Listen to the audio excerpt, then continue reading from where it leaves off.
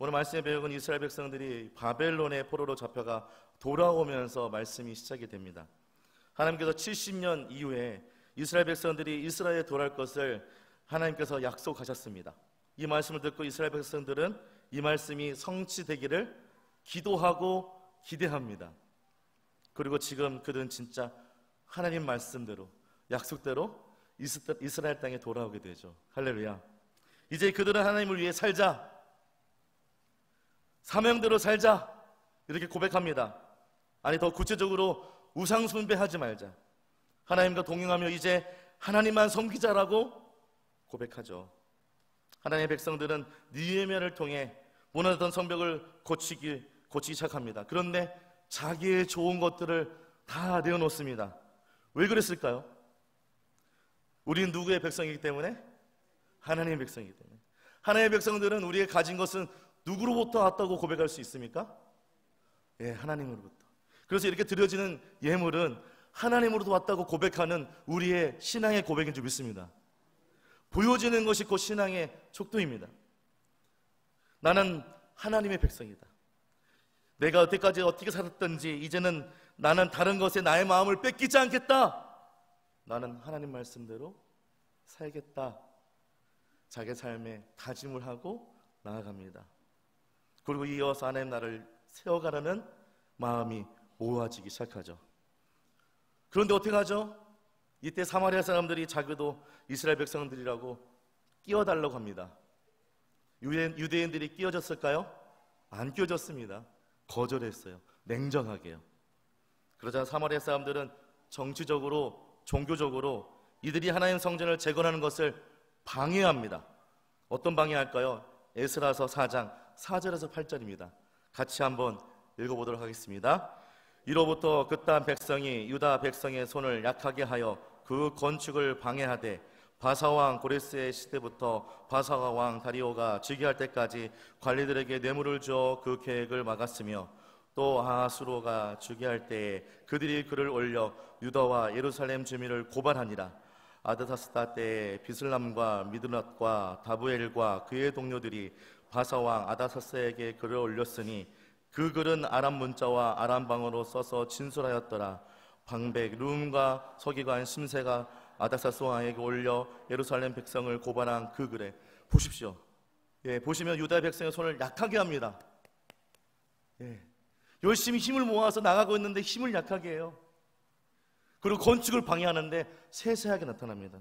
관리들에게 뇌물을 주고 그들이 어떻게 해요? 그 계획을 막도록 추진해 가죠. 얼마나 세밀합니까? 우리가 하나님 나라를 세워갈 때 이런 일이 있다는 거예요. 방해하는 세력이 우리 삶 가운데 있습니다. 또 재밌는 것은 아하수로 왕, 거대한 대국의 왕입니다. 그에게 유다와 예루살렘을 고발합니다. 음모를 저지르고 있다고. 또 아드사 때 왕 때 어때요? 아람 문자와 아람 방언, 이제는 글씨를 바꿔서 번역해서 보냅니다. 왕이 볼 수 있도록, 그 친서를 직접 볼 수 있도록 바꿔요. 이스라엘에 돌아올 이들에게 하나님 나라를 재건하기 위해서는 사명을 가지고 있었습니다. 그런데 자꾸 방해하는 거예요. 자꾸 방해하니까 사명을 이어가기 쉬울까요? 어려울까요? 어렵죠. 모든 힘을 다해도 될까 말 건데 하나님의 백성들이 너무 힘들어합니다. 모든 힘이 방전이 되고 사명을 뒤로 놓는 무기력한 상태가 이어집니다. 저는 이것을 이렇게 표현하고 싶습니다. 영적 번아웃. 저는 오늘 이런 영적 번아웃을 경험하는 이스라엘 백성, 아니 우리에게 하나님은 어떻게 우리를 인도해 가시는지, 어떻게 우리를 붙들어 가시는지 말씀을 통해서 한번 확인하는, 그래서 말씀 안에서 다시 한번 주님의 놀라운 붙드심을 경험하는 귀한 저녁 예배가 되기를 주님의 이름으로 축원합니다. 소리에 말씀드렸다시피 사명의 반대에 휩싸여서 하나님 나라에 관련된 모든 것을 하기 싫은 이 시점에 그들은 어디에 집중합니까? 같이 오늘 말씀 학교에서 3절부터 6절까지 한번 읽어보겠습니다. 같이 읽습니다. 시작. 여호와의 말씀이 선지자 학개에게 임하여 이르시되 이 성진이 황폐하였거늘 너희가 이때 완벽한 집에 거주하는 것이 옳으냐? 그러므로 이제 만군의 여호와가 이같이 말하노니 너희는 너희 행위를 살피지니라. 너희가 만일 뿌릴지라도 수확이 적으며 먹을지라도 배부르지 못하며 마실지라도 흡족하지 못하며 입어도 따뜻하지 못하며 일꾼이 삭을 받아도 그것을 구멍 뚫린 전대에 넣음이 되느니라. 잘 보십시오. 지금 이스라엘 백성들이 하나님 나라를 세워갈 때 그들의 열정과 회복이, 열정이 어디로 향하고 있어요? 그들의 삶에 향하고 있습니다. 그들의 삶에 집중하고 있어요. 자기의 삶에 집중하고 있다는 거예요. 하나님의 말씀이 선포되어지는 성전, 하나님의 놀라운 계획이 선포되어지고 은혜가 흘러가는 이 성전이 황폐할 정도로 무너졌는데 아무도 신경 쓰지 않는 거예요. 자기들만 위한 그 삶에 집중하고 있다는 거예요. 여러분, 마음이 아프지 않습니까? 저만 마음이 아프군요. 영적 번아웃 이웃에 영적인 분별력까지 잃어버린 거예요. 무엇이 우선순위인지 잃어버린 것입니다. 우린 영적 번아웃이 올 때 영적인 분별력도 함께 잃어버릴 수 있다는 사실을 기억해야 됩니다. 네, 맞습니다. 하나님과 함께 나아가는 사람이 없으면, 우리 영이 지치면 영적인 분별도 제대로 하지 못합니다. 그래서 말씀을 듣는 이 귀가 막혀서 말씀을 듣지 못하는 기이한 현상이 일어나게 되죠. 저는 미국에서 이런 삶을 사는 성도님들을 보았습니다. 장로님들, 권사님들을 보았습니다. 그분의 신앙은 라떼 신앙이에요. 옛날에 이랬다는 거예요. 저랬다는 거예요. 소나무 깨나 뽑아오셨대요. 지금은 너무 바빠서 살 수 없다는 거예요. 애들이 커야 되고 뭐 해야 되고 기도할 힘이 없다는 거예요. 그리고 언어가 이중국적이에요. 그죠? 두 개를 해야 돼요. 듀오링고를 해야 돼요. 거기서 싸움을 하다 보니까 이 마음이 식어지고 교회를 또 열심히 하다 보니까 영적인 번아웃이 오게 되는 거예요. 지쳐버린 거예요. 하나님 나라를 같이 가자고 손잡고 나아가다가 힘이 소진되어 버린 거죠. 이분들이 처음에 이러지 않았었겠죠. 하나님의 말씀을 듣고 상고하고 누구보다 아름다운 믿음을, 또 성령 충만한 영적인 삶을 살았다는 거예요.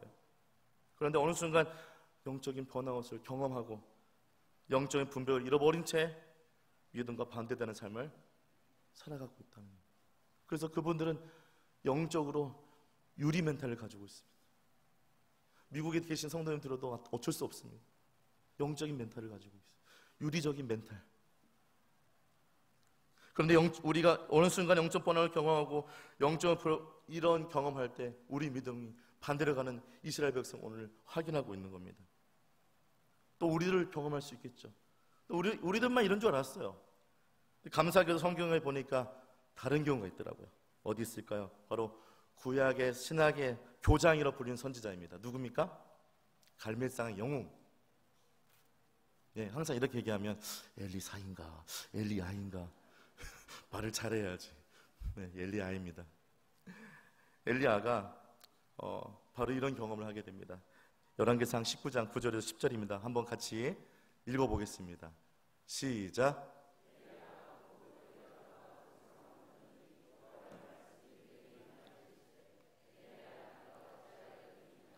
그가 대답하되 내가 만군의 하나님 여호와께 열심히 유별하오니 이는 이스라엘 자손이 주의 언약을 버리고 주의 제단을 헐며 칼로 주의 선지자를 죽였사오며 오직 나만 남았거늘 그들이 내 생명을 찾아 빼앗으라. 자 보십시오. 850대 1 갈멜사 영전 전투 다 기억하시죠? 다 알고 계시죠? 놀라운 승리를 얻습니다. 오랜 기근 속에 비를 내리시는 이적을 모든 사람들 보이죠. 하나님은 살아계신다. 그러나 바알의 선지자의 우두머리인 이세벨이 어떻게 해요? 누굴 죽여요? 누구 죽이려고요? 엘리야를 죽이려고 합니다. 자신의 저지를 허탈해하며 무기력감에 빠지게 됩니다. 누가요? 엘리야가요. 그리고 하나님께 이렇게 얘기하고 있는 겁니다. 하나님 아시죠? 10절입니다. 10절 다시 보십시오. 10절 보시면 제가 목숨을 걸고 최선을 다했습니다. 내가 열심히 유별하오니 나의 하나님 아시죠? 하나님 아시죠? 근데 지금 사명이 흔적이 없어 사라져버렸습니다. 왜냐하면 함께했던 이스라엘 백성들이 다 어떻게 해요? 언약을 버리고 도망쳤어요. 하나님 함께하자고 그렇게 힘써 기도했던 이스라엘 백성이 다 도망쳐버립니다. 엘리야는 신학을 가르쳤던 교장이었어요. 학생들이 다 없어진 거예요. 그리고 누굴 죽이려고 합니까? 나를 죽이려고 하는 거예요. 나를.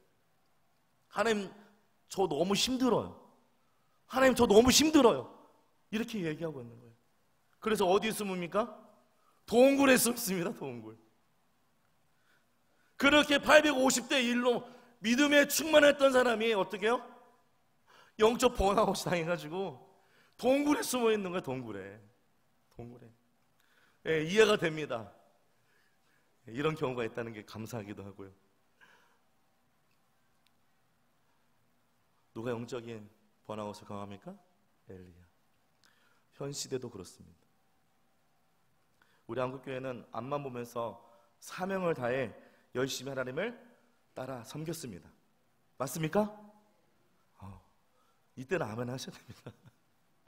유튜브로 다 듣고 있거든요. 다시 한번, 우리 한국교회는 앞만 보면서 사명을 다해서 열심히 하나님을 따랐습니다. 아멘. 아멘. 그런데 3년 전 어떤 일이 일어났죠? 코비드에 걸려서 많은 사람들이 아프고 더 나아가서 사람들 죽는 것을 눈으로 보게 됩니다. 미국에서는 엄청난 사람이 죽었습니다. 말도 못하게요. 그래서 시체가 이렇게 모여있는 것도 보았습니다. 또 열심히 기도하려면 어떻습니까? 정책적으로 우리의 마음을 낭망시킵니다. 모이지 말아라. 모이지 마라. 모이지 마라. 겁박하죠. 하나님 없는 것 같고, 마치 하나님이 없는 것 같고, 또 상황은 더 암담했습니다. 그렇지 않으셨습니까? 이로 인해 하나님을 향한 열정이 꺾이기 시작하죠. 점점 꺾이기 시작합니다. 매일 기도하는 소리가 우리의 신앙에 어쩌보면 촉도가 될 수 있습니다. 어떤 분은 시끄럽다, 어쩌다 말할 수 있지만 어쩔 수가 없습니다. 이 기도는요, 기도는 부르짖고 기도할 때 더 깊게 들어가는 게 우리의 신앙입니다. 맞습니까? 네, 맞죠? 말씀을 보면 볼수록 더 깊게 가는 게 우리의 신앙입니다. 그런데 그걸 하지 못하게 하는 거예요. 영적으로 뜨겁게 하늘로부터 주시는 놀라운 은혜를 받고 우리가 나가야 되는데 그 영적인 공급원이 끊어지기 시작해요. 그리고 우리가 어떻게 해보겠다고 하지만 영적인 번아웃이 옵니다. 충족되지 못하니까. 한 달이면 되겠지, 2달이면 되겠지, 아니 6개월이면 되겠지. 그러잖아요. 사스도 6개월 안에 다 잡혔던 거 기억하시죠? 근데 이렇게 3년이 다 걸렸습니다. 아니, 지금도 우리의 삶 가운데 코비드가 있어. 3년 전까지만 해도 뜨거웠던 우리의 사명과 헌신, 그리고 우리의 기도 소리, 그리고 우리의 헌신, 하나님께 드렸던 그 많은 열정과 헌신들이 도대체 어디 갔는지 보이질 않습니다. 울부짖고 기도했던 기도 소리가 들리지 않는다는 거예요. 미국 사람들은 한때 우리 한국에 있는 기도 스타일을 좋아했습니다. Korean prayer style. Let's pray. 주여, 주여, 주여. 한국말로 그런 경우도 보았습니다. 그런데 그 기도 소리가 점점 없어지기 시작했습니다. 도대체 어디 있을까요? 이때 학기를 통해서 영적 번아웃을 경험하고 있는 우리에게 하나님은 어떻게 말씀하고 있습니까? 우리를 어떻게 붙잡아 주고 계십니까? 오늘 말씀 5절과 7절입니다. 제가 읽어드렸습니다. 그러므로 이제 만군의 여호와가 이같이 말하노니 너희는 너의 행위를 살필지니라. 만군의 여호와가 말하노니 너희는 자기 행위를 살필지니라. 어떻게 붙잡고 계십니까? 첫 번째는 하나님 말씀으로 붙잡아 주고 계십니다. 여러분 아십니까? 말라기 이후에 하나님 말씀이 들리지 않습니다.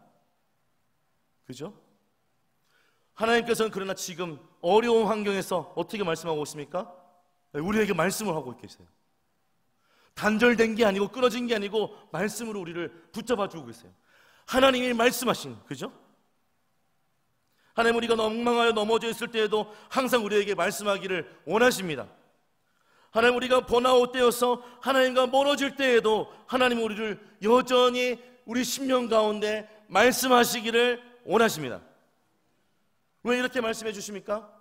고린도후서 5장 14절입니다.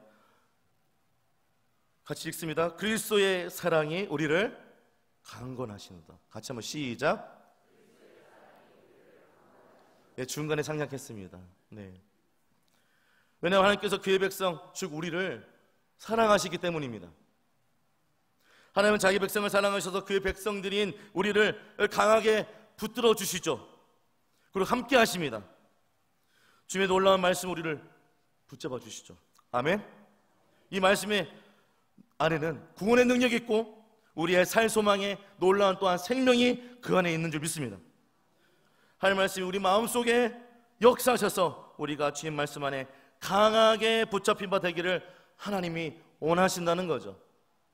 낙망하고 절망하고 있는 이스라엘 백성들, 영적 번아웃에 있는 백성들에게 하나님은 말씀하신 잠깐 보았던 5장 14절을 잠깐 보시실래요? 그리스도의 사랑이 우리를 강건하신도다. 여기 나오는 강건하다는 말은 히브리어로 어떤 물건에서 조각이 떨어지지 않도록 이 꽉 붙잡는 이 강한 압력을 말합니다. 강건하시다라는 이 말이 안 떨어지는 거예요. 이렇게 붙었는데 안 떨어져야 되는 거예요. 우리는 예배를 통해 전해진 말씀이 그리스도의 사랑을 깨닫게 하며 말씀 안에 그 사랑이 우리 마음에 강건하기를 하나님 원하고 계십니다. 할렐루야. 하나님 말씀이 강건하십니까? 네, 아멘. 오늘 말씀을 선포하신 목사님 말씀이 우리 심령 가운데 강건하십니까? 아멘. 그러셔야 됩니다. 그래야 우리의 영적 번아웃에 벗어날 수가 있습니다. 그리고 그 붙들어 주심으로 말미암아 우리는 이룰 수 있는 것이죠. 하나님 말씀이 저와 여러분 가운데, 성도님 가운데 강건하고 계시다면, 그 역사하신 줄 믿는다면 영적 번아웃에 우리는 승리하고, 또 더 나아가서 그리스도 사랑이 영적 번아웃 비어있는 것이 아니라 예수 그리스도의 사랑으로 강건하는 귀한 시간을 경험하게 될 줄 믿습니다. 그렇게 되기를 주님의 축원합니다. 이때 또한 학계 통해서, 선지를 통해서 영적 번아웃을 경험하고 있는 우리에게 하나님 어떻게 붙잡고 계십니까? 또 오늘 말씀 5절과 7절 이번엔 성도들과 함께 같이 읽어보겠습니다. 시작. 그러므로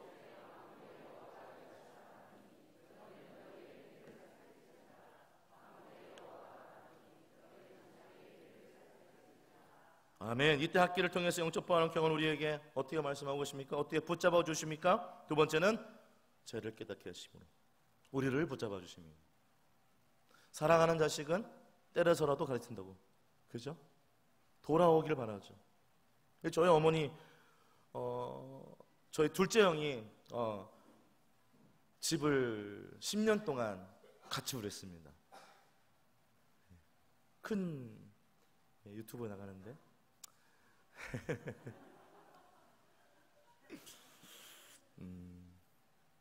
네, 하죠.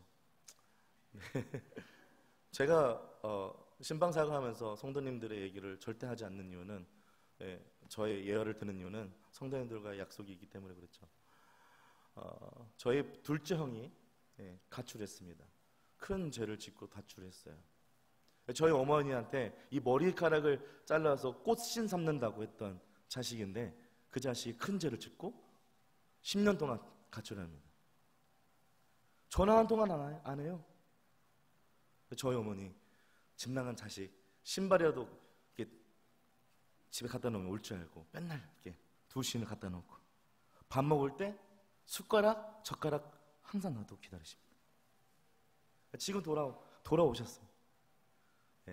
왜 돌아왔냐고 했더니 어머니 기도가 생각나는데요. 어머니 기도가 생각났대요.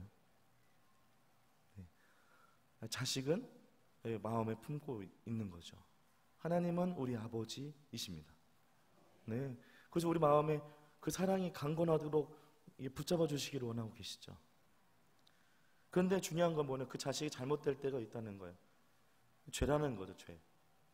죄라는 것이 있습니다. 죄는 헬라어로 관역을 벗어나가다라는 뜻을 가지고 있습니다.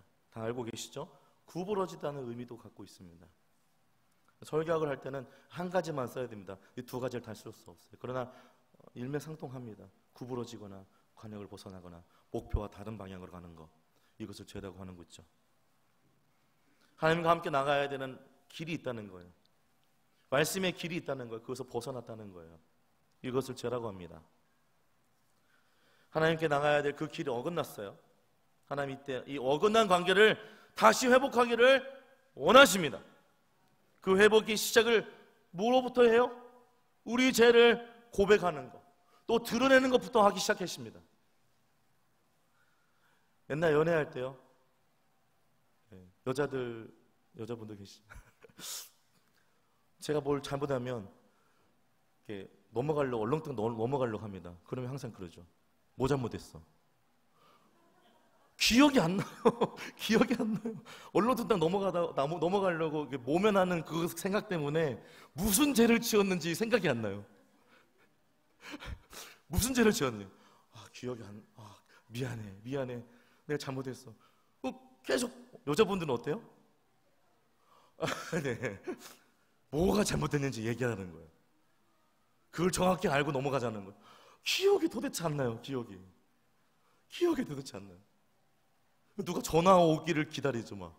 그래서 그 시간을 얼렁뚱땅 넘어갔으면 좋겠고. 네.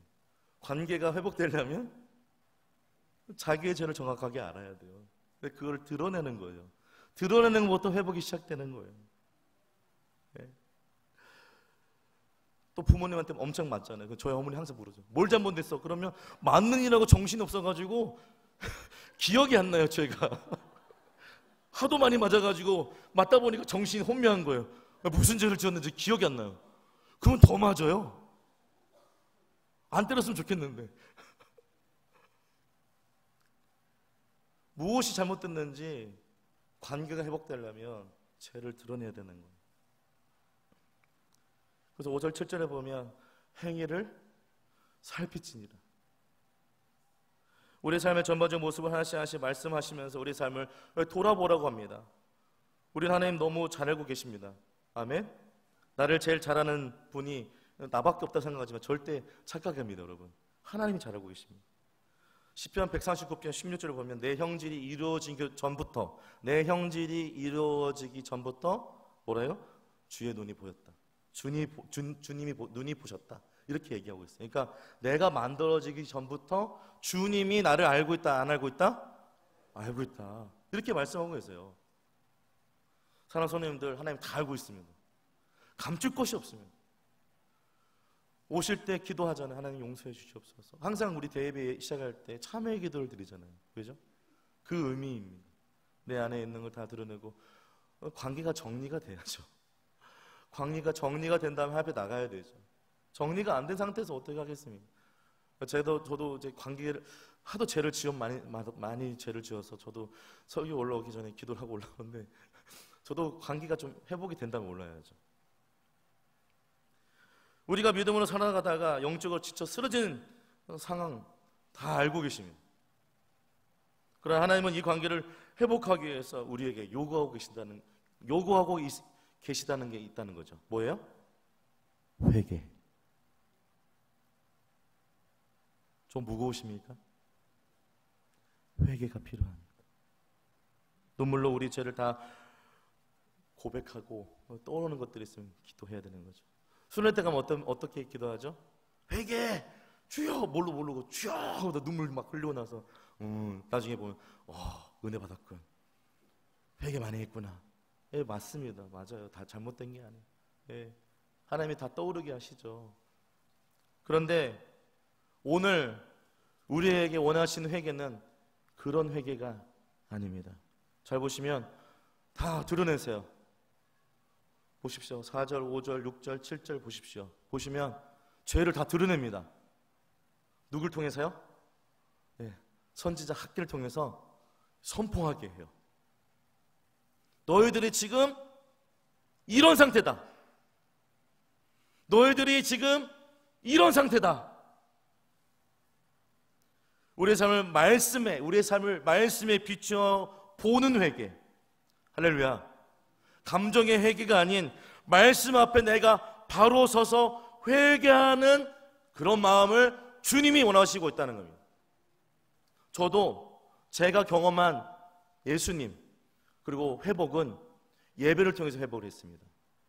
다른 분들은 뭐 기도를 통해서 찬양을 통했는데 회복되는 일이 있었는데, 저는 말씀을 통해서 주 앞에 나가는데 매일 선포되는 주님 주일날 선포되는 목사님 말씀을 통해서 제 자신의 죄들이 막 드러나더라고요.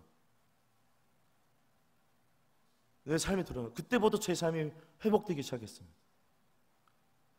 이런 경험을 하라고 성경에 말씀하고 있습니다.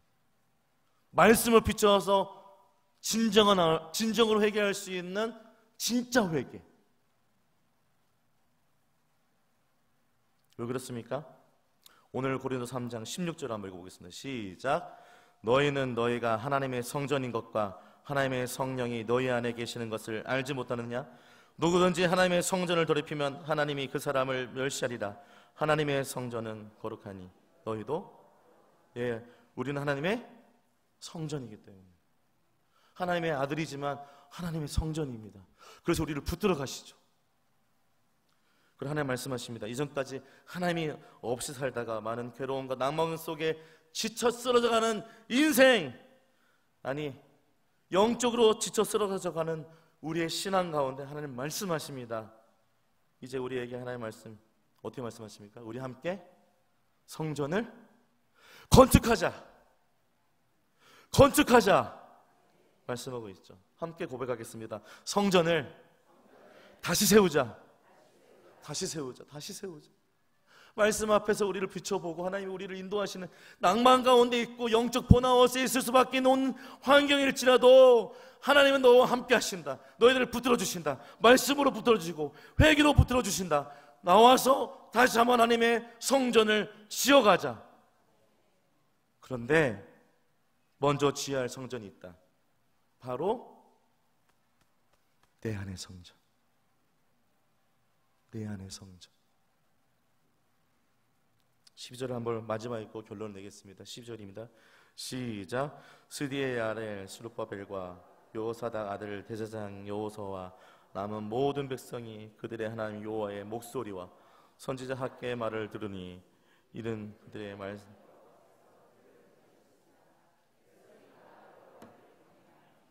아멘. 모든 백성이 그들의 하나님 여호와의 목소리와 선지자 학개의 말을 들었다.